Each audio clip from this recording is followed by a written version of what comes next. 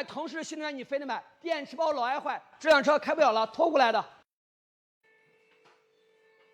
读了一下故障码，报的是电池温度过高故障，最高电压是71度，说明电池的温度采样电阻有问题。我们拆开看一下，把这个电池模组拆掉，更换温度采样电阻，把这个电池模组抬开，看电池壳里面居然有水，把电池包推到外面晒一下，把电池再装回去，车可以正常开了。这个维修人员真的不地道，发布会还没2天，就在网上说腾势这个品牌不要买，还用晒太阳的方式去修比亚迪的电池。要知道比亚迪在发布会上吹牛的技术那也是世界第一。昨天就有网友扒出号称是腾势 Z9 GT 麋鹿测试成绩达 93.6千米每小时，创造新的世界纪录。结果呢，采用的标准是1999年的，并且开启了最大的动能回收模式，相当于大力踩刹车的情况下进行的。估计会出现非常有意思的事情。上次比亚迪秦 L 的 2.9 升油耗出来之后，国内马路3大妈的油耗就没有超过5个以上的。这次又来吹嘘麋鹿测试，估计有一大批车型的麋鹿测试成绩会有一个大幅的提升了。真的是工业奇迹。还有这次的认证机构中汽研，这个著名的5星批发部，不要以为大家会忘记曾经做过的好事，给钱就发5星好评。比亚迪真的下了血本了，后面估计虚假宣传的裤衩都要被拔下来。像最近的仰望 U8 再一次越野翻车，4脚朝天的躺下了。在发布会的时候可是说的永远都不会翻车，发布会上更是各种让人目瞪口呆的黑科技。有比亚迪粉丝就表示，看一次比亚迪的发布会就要哭一次，太感人了，灵魂都被震撼到了。比亚迪招黑的特质估计也是从这里来的，宣传的太过了。没有一辆车不会翻车的，都会翻。但是直接发布会表示永远不会翻，这只能说是人品差。品行不行了，那么真实的质量怎么样？前段时间方程豹的鸡屎汉就可以说明。只要你这充值到位，车评人嘴里边你绝对就是天下第一。今日到店车型最新版本的方程豹豹5云辇版本，我们正在给它改装我们的护板。改装护板的过程当中呢，我们又检查了一下这台车大梁的焊接，然后呢就从里边又发现了一些小问题。云辇版本呢，相比于之前普通版本的豹5，它这2根纵梁上面一边多了一个这个压油的蓄压罐，都是电控的啊，非常的高级。原本我认为都已经加了东西了，是不是这2个位置焊接就要更结实一点呢？但是并没有。咱看一下啊，上一台车这个位置还是上下2个焊道呢，到这台车下边的焊道就没了。我们再看另一边，依然是只焊了上边一道，下边没有焊。然后呢，我就想起了之前媒体老师说的那句话，就是云辇版本的大梁是机器人焊接的。那我们看一下这个机器人焊接啊，看这焊道了吗？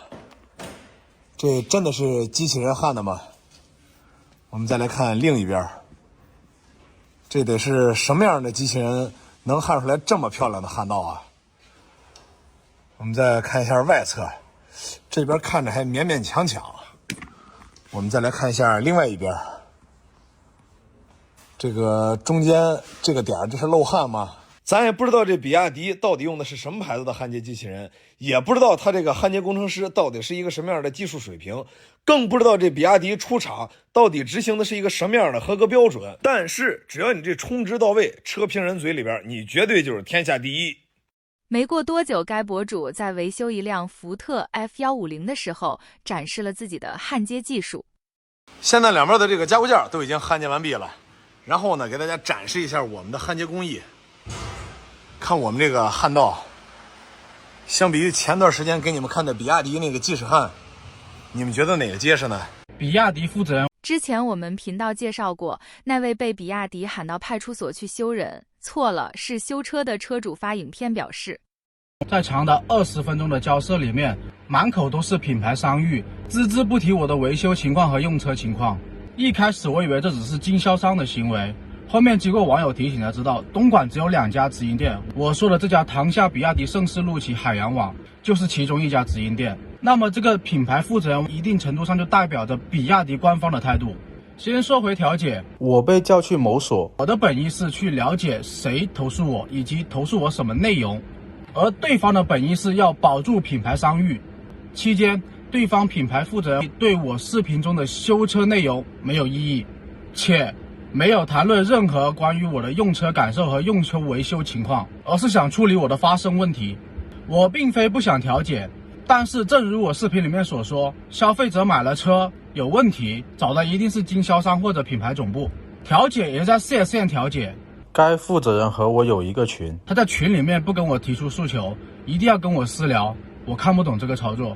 我个人是崇尚见面解决问题的，微信聊或者打电话都不实际。所以我的本意原来是我下一次保养跟修车的时候跟他们调解，见面调解。我的车是41700公里要大保养，现在是41400公里，估计就是这几天去保养。但是他们没有给我这个机会，在周五就给我弄去派出所了，而且过程中还不提及我的车。堂下比亚迪海洋网盛世路起，可真有你的。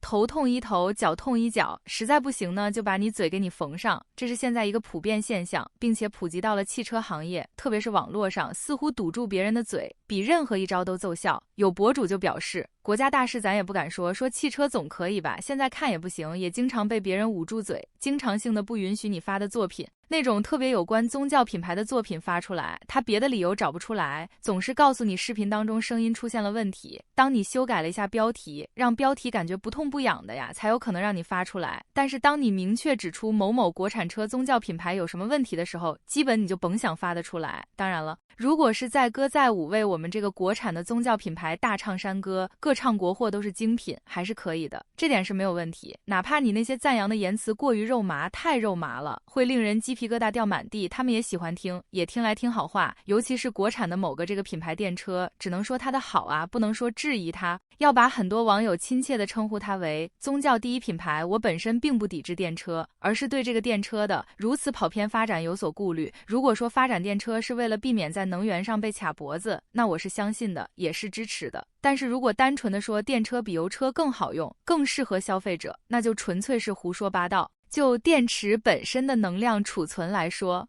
电池的瓶颈一直没有被突破，所以实际上第一块电池和现在的电池其实在本质上没有任何区别，以至于电池的容量不够，它就用油箱来凑。加大油箱为了续航更远呢，在电动车上本不该出现的。燃油车油箱越做越大，纯电车吧遇到了瓶颈撞了南墙，这又不提什么环保了，又开始说什么混动测试未来了呀，纯电是辅助之类的，这种话真好笑。我可以负责任地告诉大家，近20年以内，燃油发动机依然是不可替代的，汽车的心脏依然是发动机的天下。但可惜的是，国内奋斗了几十年，也没能完全模仿出那种德美日发动机的精妙之处，就是想用电动机替代发动机。而德美日上百年前呢就有的电动车技术之所以发展不起来，其中一个主要原因呢就是电池污染，环境并不环保。其次呢才是电车本身的缺点，导致其很长时间呢没发展起来。况且电池最大的弊端呢依然是后期污染，即便是当今科技最为发达的德美日，它也无法彻底解决这个废旧电池的污染。想想欧美人使用这个电驱动潜艇都是什么年代的事了，都知道人家对电池的研究有多么的久远。不要想当然的认为什么别人研究不透的东西，我们凭着虚无缥缈的口号就能在短期内攻克难关，这不胡说八道吗？虽然喊口号是我们的强项，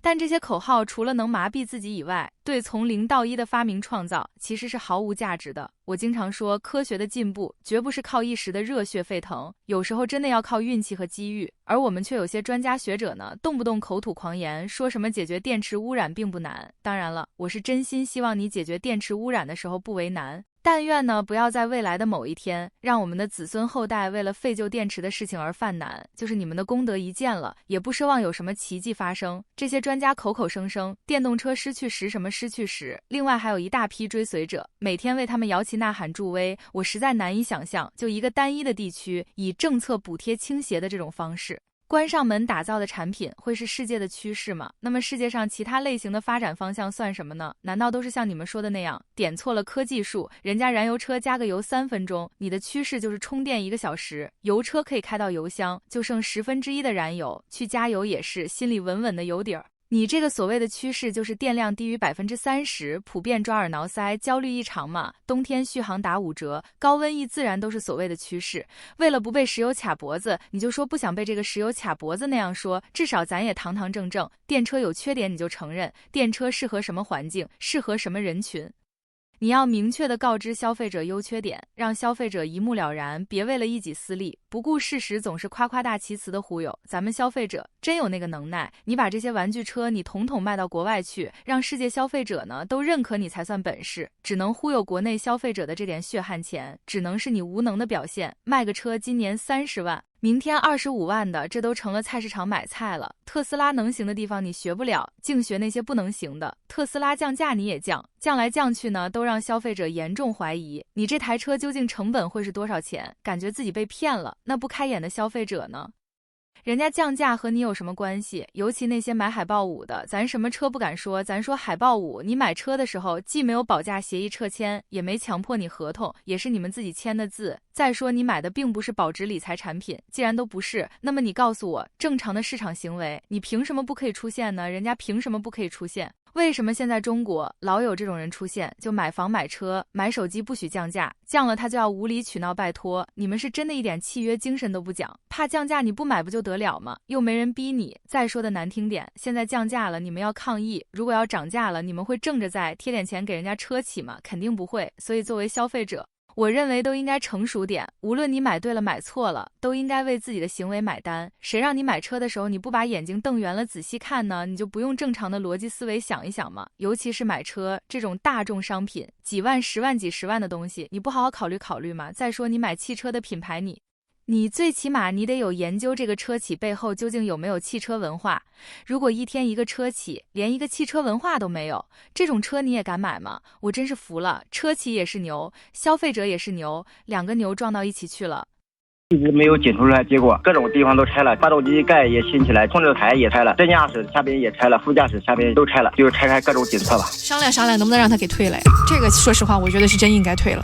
任先生你好，开的什么车什么问题？比亚迪汉 DM 荣耀版的，20号订的车，然后是22号提的车。第二天下午的时候开车出现了故障显示嘛。什么样的故障显示啊？发动机异常，转向异常，电子助力异常。那不是所有灯都亮起来了？对，都亮起来了。那亮完之后它灭吗？没灭。没有灭，但是你能开。对对对，明白。去到店里，店里怎么说？他就让我到前面先休息一下，他给我检查一下。隔了一会儿，说是修好了，我就开回去了。第二天早上起来8点钟，我又打开车门，这些报障灯又显示了，但是没法启动了。这门店修了个啥？修了个寂寞呀。好，那就这回得拖车拖到店里去了。对，又拖车拖到店里了。好了，有意思了。那这一把又是判断出来是什么毛病啊？没有检出来结果，各种地方都拆了，正驾驶下边也拆了，副驾驶下边都拆了，就是拆开各种检测吧。他们事后说问到那个维修师傅。说这个车后期还能不能保证说不会出现这种问题？咱们修理师傅就说他没法保证，然后他就现在车就不让我动。这个车子相当于是咱们7月22号提回来，到现在全部都在修喽。对对，到现在还没提车。商量商量能不能让他给退了呀？